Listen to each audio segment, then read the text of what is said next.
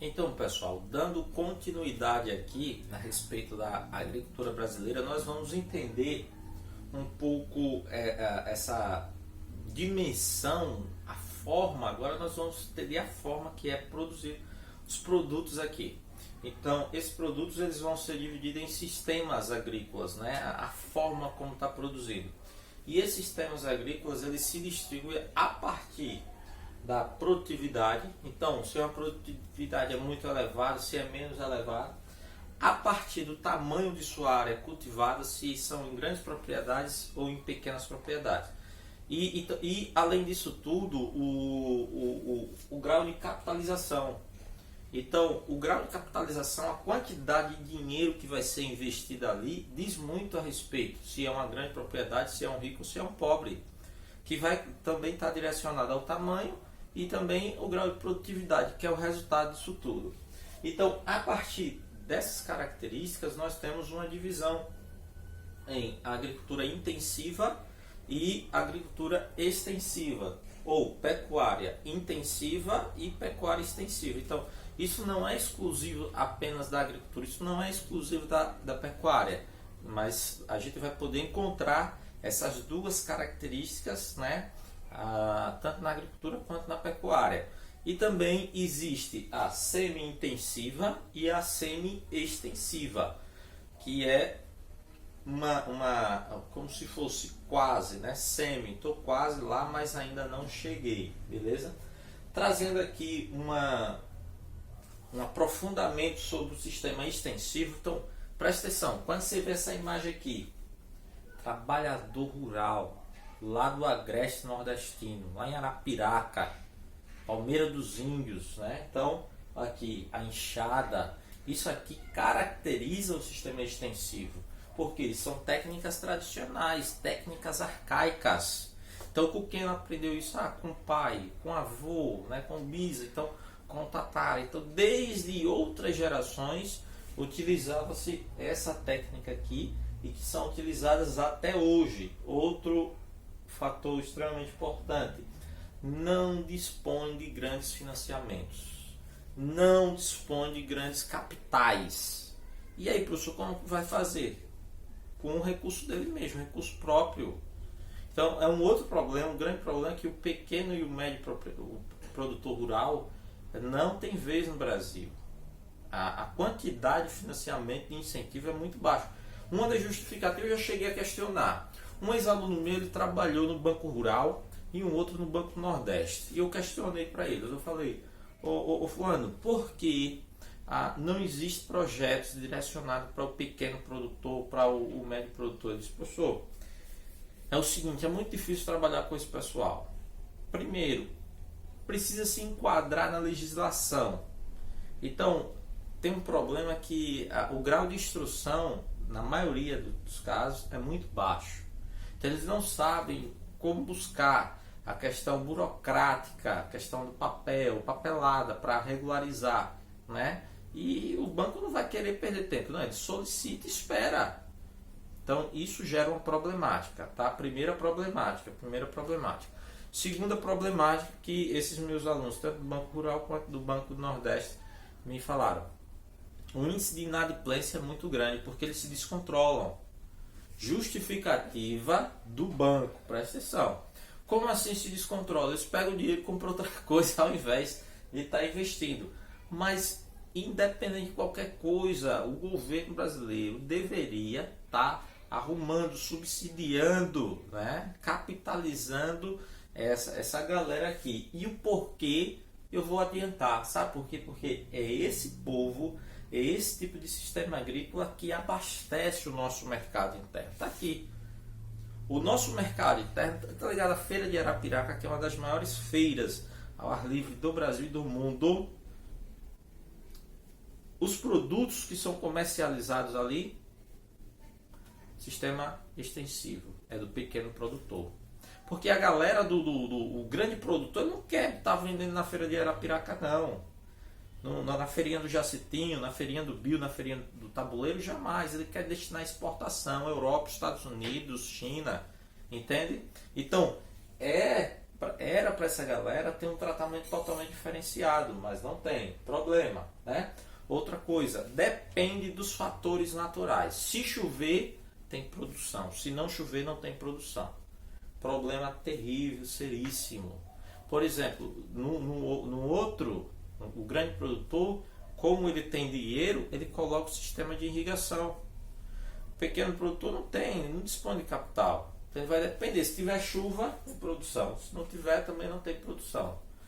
Complicadíssimo, gente. É muito complicado se ser um pequeno e um médio produtor. A mão de obra familiar. Isso também justifica e faz a gente entender lá os nossos avós, os nossos bisas. Por exemplo, minha avó, 17 filhos. E eu questiono, vô, por que o senhor produzia tanto filho? Ele falou, meu filho, meu netinho, cada filho era uma mão de obra que iria me ajudar na produção. Então, quanto mais filhos, mais riqueza essa família teria, né? O problema seria inicial, quando ele estivesse pequenininho, mas na cultura, meu avô foi agricultor e ele me falou que o maior cuidava do menor, sempre assim. O mais velho cuidava do mais novo e eles conseguiam administrar. E ele sempre falou assim, mas nunca faltou nada para ninguém, muito pelo contrário. A gente tem uma qualidade de vida saudável. Hoje meu avô tem 88 anos, né? Então já está bem tarimbado. Mas é muito interessante porque é essa mão de obra familiar que vai dar a produtividade do pequeno e do médio produtor. Então é o filho, é o sobrinho, entende? É o genro. Então, a galera que estiver ali ao lado que vai estar fazendo essa produção, mão de obra familiar. Esse sistema extensivo é caracterizado pela pequena e média propriedade. Com todas essas características aqui, isso vai levar o quê? A uma baixa produtividade, o que é um dos grandes problemas que, tipo assim, você trabalha muito, mas o resultado é muito baixo, muito pouco, tá? Principalmente em decorrência dessas características, fatores naturais, sem capitalização, baixa tecnologia, técnicas tradicionais, baixa produtividade. E em sua maioria os produtos também não são de uma qualidade, exceto os produtos orgânicos, né? Certos produtos orgânicos. Por exemplo, como exemplo nós temos aqui, ó, essa foto aqui foi tirada de uma aluna minha, ela foi minha aluna em 2015, a Neide Rocha, lá em Canapi, e ela sempre que viaja, fala, professor, lembrei do senhor, então ela mandou isso aqui da fazenda do pai dela lá em Canapi, sertão alagoano. Então nós temos aqui uma criação, né, lá no meio rural, sertão brabo, tá? Isso aqui, sistema extensivo. Olha aqui, dependendo dos fatores naturais. Chover, tem produção. Se não chover aqui, estava na expectativa. Veja que o céu já estava todo nublado, massa, vai ter chuva. E eu acho que teve, né, nesse dia. Pelo jeito aqui, tudo nublado, né? E o que é que eles produzem lá no sertão, professor? Aqui. Então aqui um grande exemplo, a própria palma. A palma, né, para alimentar o gado, os animais e tal. Então é o que dá. O solo, isso aqui é durante o período de verão, tá?